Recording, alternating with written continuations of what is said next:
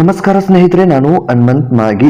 ನಮ್ಮ ದೇಶದಲ್ಲಿ ಯಾವುದೇ ಸ್ವಾಮೀಜಿಗಳಾಗಲಿ ಅಥವಾ ಗುರುಗಳಾಗಲಿ ಶಿಕ್ಷಕರುಗಳಾಗಲಿ ಈ ಎಲ್ಲರಿಗೂ ಕೂಡ ಒಂದು ಪೂಜ್ಯ ಸ್ಥಾನವನ್ನು ಕೊಡ್ತೀವಿ. ಆದರೆ ಕೆಲವೊಂದಿಷ್ಟು ನಾಲಾಯಕರು, ಕೆಲವೊಂದಿಷ್ಟು ಕೀಳು ಮಟ್ಟದ ಮನಸ್ಥಿತಿಯನ್ನು ಹೊಂದಿರತಕ್ಕಂತಹ ಕೀಚಕರು ನಮ್ಮ ರಾಜ್ಯದಲ್ಲಿ, ನಮ್ಮ ದೇಶದಲ್ಲಿ ಇದ್ದಾರೆ. ನಿಮ್ಗೆಲ್ರಿಗೂ ಕೂಡ ಗೊತ್ತಿರೋ ಹಾಗೆ ಚಿತ್ರದುರ್ಗದ ಮುರುಘಾ ಮಠ ಶ್ರೀ ಬಗ್ಗೆ ನಿಮಗೆ ಈಗಾಗಲೇ ಗೊತ್ತಿದೆ. ಆ ಒಬ್ಬ ಕೀಚಕ ಯಾವ ರೀತಿಯಾಗಿ ಒಂದು ಮಗುವನ್ನು ಬಳಸಿಕೊಂಡಿದ್ದ, ಯಾವ ರೀತಿಯಾದಂತಹ ಆರೋಪಗಳು ಕೇಳಿ ಬರ್ತಾ ಇತ್ತು, ಜೈಲಿಗೆ ಹೋಗಿ ಯಾವ ರೀತಿಯಾದಂತಹ ಶಿಕ್ಷೆಯನ್ನು ಅನುಭವಿಸಿದ, ಸೊ ಎಲ್ಲವೂ ಕೂಡ ಗೊತ್ತಿದೆ. ಇವತ್ತು ಅದೇ ರೀತಿಯಾಗಿ ಇಲ್ಲೊಬ್ಬ ಬೆಂಗಳೂರಿನಲ್ಲಿ ಯೋಗವನ್ನು ಹೇಳಿಕೊಡ್ತೀನಿ ಎಂಬ ಒಂದು ಆಸೆಯನ್ನು ಒಡ್ಡಿ ಅಥವಾ ಒಂದು ಸಂಸ್ಥೆಯನ್ನು ಓಪನ್ ಮಾಡಿ ಅಲ್ಲಿ 8 ರಿಂದ 10 ಜನಗಳ ಬಳಸಿಕೊಂಡಿರ್ತಕ್ಕಂತಹ ಘಟನೆ ಇದೀಗ ಬೆಳಕಿಗೆ ಬಂದಿದೆ. ಇಂತಹ ಕೀಚಕರ ಸಂಖ್ಯೆ ನಮ್ಮ ರಾಜ್ಯದಲ್ಲಿ ಹೆಚ್ಚಾಗ್ತಾನೇ ಇದೆ.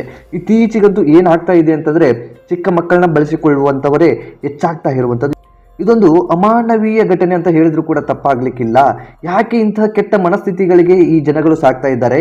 ಯಾಕೆ ಇಂತಹ ಕೆಟ್ಟ ಪರಿಸ್ಥಿತಿಯಲ್ಲಿ ನಮ್ಮ ಸಮಾಜ ಇದೆ ಗೊತ್ತಾಗ್ತಾ ಇಲ್ಲ. ಬದಲಿಗೆ ಇವರಿಗೆ ಅಷ್ಟೊಂದು ತೀಟೆ, ಅಷ್ಟೊಂದು ಇನ್ನೇನೋ ಇದ್ದಿದ್ರೆ ಮದುವೆ ಆಗಿ ಸಂಸಾರವನ್ನ ಮಾಡಬೇಕೇ ವಿನಃ ಮಕ್ಕಳನ್ನು ಅಥವಾ ತಮ್ಮ ಆಶ್ರಮಕ್ಕೆ ಬರುವಂತ ಮಹಿಳೆಯರನ್ನು, ವೃದ್ಧರನ್ನು ಅಥವಾ ಇನ್ಯಾರ್ಯಾರನ್ನು ಬಳಸಿಕೊಳ್ಳುವುದು ಎಷ್ಟರ ಮಟ್ಟಿಗೆ ಸರಿ?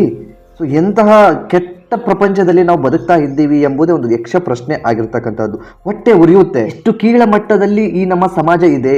ಅದರಲ್ಲೂ ಕೂಡ ವಿಶೇಷವಾಗಿ ಒಂದು ಒಳ್ಳೆಯ ಸ್ಥಾನವನ್ನು ಕೊಟ್ಟು ಪೂಜೆ ಮಾಡುವಂತಹ ವ್ಯಕ್ತಿಗಳು, ಗುರುಗಳು ಅಂತ ಪ್ರೀತಿಯಿಂದ ಕಾಣುವಂತಹ ವ್ಯಕ್ತಿಗಳು, ಮಠಾಧೀಶರು ಅಂತ ಒಂದು ಗೌರವ ಕೊಡುವಂತಹ ವ್ಯಕ್ತಿಗಳು ಕೂಡ ಇವತ್ತು ಇಂತಹ ಕೀಚಕ ಕೃತ್ಯದಲ್ಲಿ ಪಾಲ್ಗೊಳ್ತಾ ಇದ್ದಾರೆ ಅಂತಂದ್ರೆ ಇದು ನಮ್ಮ ದೇಶದ ಪರಿಸ್ಥಿತಿ ಹೇಗಿದೆ ಎಂಬುದು ನಾವೆಲ್ಲರೂ ಕೂಡ ಯೋಚನೆ ಮಾಡಲೇಬೇಕು. ಕೇವಲ ನಮ್ಮ ರಾಜ್ಯದಲ್ಲಿ ಅಷ್ಟೇ ಅಲ್ಲ, ದೇಶದಾದ್ಯಂತವೂ ಕೂಡ ಇಂತಹ ಚಟುವಟಿಕೆಗಳು ಪ್ರತಿ ದಿನಗಳು ಬೆಳಕಿಗೆ ಬರ್ತಾನೆ ಇದ್ದಾವೆ. ಎಷ್ಟೇ ಮಾತನಾಡಿದ್ರು ಕೂಡ ಇದು ಯಾವುದೇ ಕಾರಣಕ್ಕೂ ಕಡಿಮೆ ಆಗೋ ರೀತಿಯಲ್ಲಿ ಕಾಣ್ತಾನೆ ಇಲ್ಲ. ಒಟ್ಟು ಇಂತಹ ಬೆಳವಣಿಗೆಗಳು ಆಗ್ತಾ ಇದ್ದಾವೆ.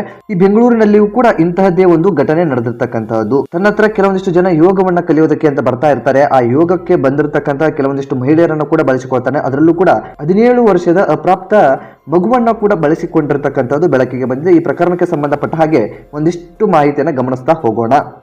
ಸ್ನೇಹಿತರೆ, ಅಂದಾಗೆ ನೀವು ಫೋಟೋದಲ್ಲೂ ಕೂಡ ಗಮನಿಸ್ತಾ ಇದ್ದೀರಿ ಈ ವ್ಯಕ್ತಿಯ ಬಗ್ಗೆ ಒಂದಿಷ್ಟು ವಿವರವನ್ನು ತಿಳಿದುಕೊಳ್ಳುತ್ತಾ ಹೋಗೋಣ. ಈಗಾಗಲೇ ಈ ವ್ಯಕ್ತಿಯನ್ನ ಕೂಡ ಬಂಧನ ಮಾಡಲಾಗಿದೆ, ತಲೆಮರೆಸಿಕೊಂಡು ಹೋಗಿದೆ. ಪ್ರಕರಣಕ್ಕೆ ಸಂಬಂಧಪಟ್ಟ ಹಾಗೆ ಯಾವ್ಯಾವ ಆಧಾರದ ಮೇಲೆ ಇವನನ್ನ ಪೊಲೀಸರು ಬಂಧಿಸೋದಕ್ಕೆ ಮುಂದಾದ್ರು ಎಂಬುದನ್ನು ಕುರಿತಾಗಿ ಒಂದಿಷ್ಟು ನೋಡ್ತಾ ಹೋಗೋಣ. ತನ್ನ ಯೋಗ ಸೆಂಟರ್ಗೆ ಬರುತ್ತಿದ್ದ ಬಾಲಕಿ, ಯುವತಿಯರು ಸೇರಿದಂತೆ 8 ಮಹಿಳೆಯರ ಮೇಲೆ ಅತ್ಯಾಚಾರ ಬೆಸಗಿದ ಆರೋಪದ ಅಡಿಯಲ್ಲಿ ಯೋಗ ಗುರು ಅಂತ ಅನಿಸಿಕೊಂಡಿರ್ತಕ್ಕಂತಹ ನಿರಂಜನಾ ಮೂರ್ತಿಯನ್ನ ರಾಜರಾಜೇಶ್ವರಿ ನಗರದ ಪೊಲೀಸರು ಕೂಡ ಬಂಧಿಸಿರ್ತಕ್ಕಂತಹದ್ದು. ನೋಡಿ, ಹೆಸರಿಗೆ ಮಾತ್ರ ಯೋಗ ಗುರು 8 ಜನ ಹೆಣ್ಣು ಮಕ್ಕಳನ್ನ ಬಳಸಿಕೊಂಡಿದ್ದಾನಲ್ಲ, ಅದರಲ್ಲೂ ಕೂಡ ಒಬ್ಬಳು ಅಪ್ರಾಪ್ತ ಮಗು ಕೂಡ ಬಳಸಿಕೊಂಡಿದ್ದಾನಲ್ಲ. ಇವನ ಮುಖಕ್ಕೆ ಇಂತಹ ಕೆಟ್ಟ ಮನಸ್ಥಿತಿಗೆ ಏನು ಹೇಳಬೇಕು? ಇಂಥವರನ್ನೆಲ್ಲ ಕೂಡ ಕಂಡಲ್ಲೇ ಗುಂಡಿಟ್ಟು ಕೊಲ್ಲುವಂತಹ ವ್ಯವಸ್ಥೆ ಆಗಬೇಕು ನಮ್ಮ ರಾಜ್ಯ ಸರ್ಕಾರದಿಂದ. ಸೊ ಎಂತ ಹೊಟ್ಟೆ ಉರಿಯುತ್ತೆ ರೀ, ಎಂಥ ಸಮಾಜದಲ್ಲಿ ನಾವು ಇದ್ದೀವಿ. ಒಬ್ಬ ಯೋಗ ಗುರುವಿಗೆ ಏನು ಇರಬೇಕಾದಂತಹ ಮೌಲ್ಯಗಳು ಇಲ್ಲ ಅಂತಂದ್ರೆ, ಹೇಗೆ ಬದುಕಬೇಕು ಎಂಬ ಜೀವನದ ಅರಿವು ಕೂಡ ಇಲ್ಲ ಅಂತಂದ್ರೆ, ಇಂಥವ ನಾಲಾಯಕರು ಮಾಡುವಂತಹ ಒಂದು ಇಷ್ಟು ಕೆಟ್ಟ ಕೆಲಸದಿಂದ ಪ್ರತಿಯೊಬ್ಬರನ್ನು ಕೂಡ ಕೆಟ್ಟ ದೃಷ್ಟಿಯಲ್ಲಿ ನೋಡುವಂತಹ ಪರಿಸ್ಥಿತಿ ಎದುರಾಗ್ತಾ ಇದೆ. ಇಂತಹ ನಾಲಾಯಕರು ಈ ರೀತಿಯಾದಂತಹ ಸಮಾಜದಲ್ಲಿ ಇರೋದ್ರಿಂದ ಸಮಾಜದ ದಿಕ್ಕೆ ಬದಲಾಗ್ತಾ ಇದೆ. 17 ವರ್ಷದ ಬಾಲಕಿ ದೂರಿನ ಅನ್ವಯ ಪೋಕ್ಸೋ ಕಾಯ್ದೆಯಡಿಯಲ್ಲಿ ಕೇಸ್ ಕೂಡ ದಾಖಲಾಗಿತ್ತು. ಅತ್ಯಾಚಾರವನ್ನು ಎಸಗಿರುವಂತಹದ್ದು ತನಿಖೆಯ ವೇಳೆ ಬಹಿರಂಗ ಆಗಿರ್ತಕ್ಕಂತಹದ್ದು.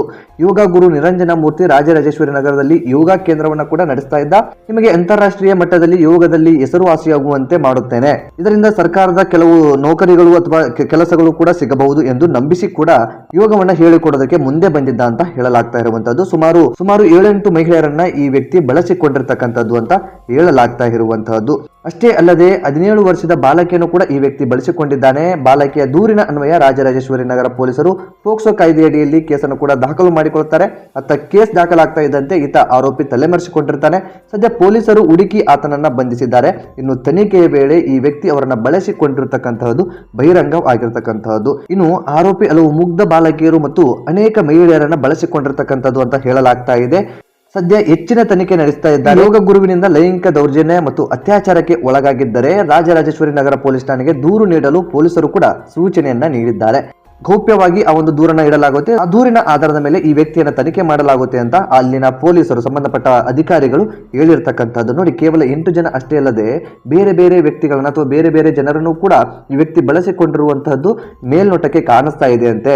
ಇನ್ನು ಕೆಲವೊಂದಿಷ್ಟು ಜನ ಏನ್ ಮಾಡ್ಕೊಂಡ್ಬಿಡ್ತಾರೆ ಅಂತಂದ್ರೆ, ಇವನ ಸಹವಾಸವೇ ಬೇಡ ಅಂತ ಅಲ್ಲಿ ಒಂದು ಸ್ಕೂಲ್ಗೆ ಬರ್ತಾ ಇರುವಂತಹ ಸಂದರ್ಭದಲ್ಲಿ, ಅಂದ್ರೆ ಯೋಗ ಕ್ಲಾಸ್ಗೆ ಬರ್ತಿರುವಂತವರು ಇವನನ್ನ ಬಿಟ್ಟು ಹೋಗುವಂತಹ ಪರಿಸ್ಥಿತಿ ಕೂಡ ಎಷ್ಟೊಂದು ಎದುರಾಗಿದ್ದಾವಂತೆ.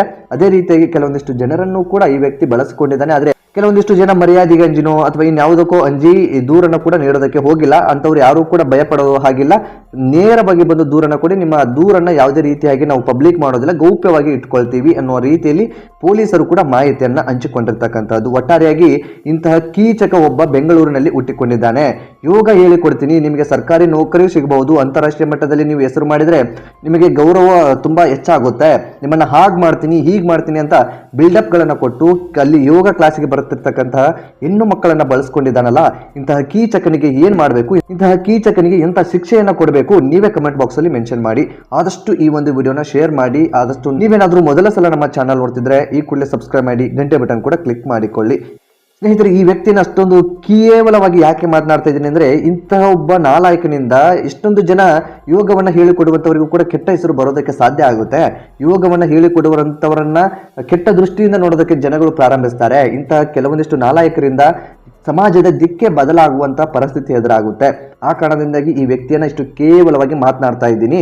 ಸೊ ಈ ಒಂದು ಬೆಳವಣಿಗೆ ಇದೆಯಲ್ಲ, ನಿಜಕ್ಕೂ ಇದೊಂದು ನಮ್ಮ ರಾಜ್ಯದಲ್ಲಿ ಇಂತಹ ಘಟನೆಗಳು ಆಗಬಾರ್ದು. ನಾವು ಪ್ರತಿ ವಿಡಿಯೋದಲ್ಲೂ ಕೂಡ ಗಮನಿಸ್ತಾ ಹೋದಾಗ ಅಥವಾ ಪ್ರತಿ ಇಂತಹ ಘಟನೆಗಳು ನಡೆದಂತಹ ಸಂದರ್ಭದಲ್ಲಿ ಮಾತನಾಡಬೇಕಾದ್ರೆ ಹೇಳ್ತೀವಿ, ಇಂತಹ ಘಟನೆಗಳು ಆಗಬಾರ್ದು ಅಂತ. ಯಾಕೆ ಅಂತಂದ್ರೆ ಇಂತಹ ಘಟನೆಗಳು ಆಗೋದ್ರಿಂದ ಸಮಾಜದ ದಿಕ್ಕೆ ಬದಲಾಗ್ಬಿಡುತ್ತೆ ರೀ. ಸಮಾಜದಲ್ಲಿ ಕೆಲವೊಂದಿಷ್ಟು ಜನರನ್ನ ನೋಡುವಂತಹ ಸ್ಥಾನವೂ ಕೂಡ ಬದಲಾಗಿ ಹೋಗ್ಬಿಡುತ್ತೆ. ಸಿಗಬೇಕಾದಂತಹ ಗೌರವಗಳು ಸಿಗೋದಕ್ಕೆ ಸಾಧ್ಯವಾಗೋದಿಲ್ಲ.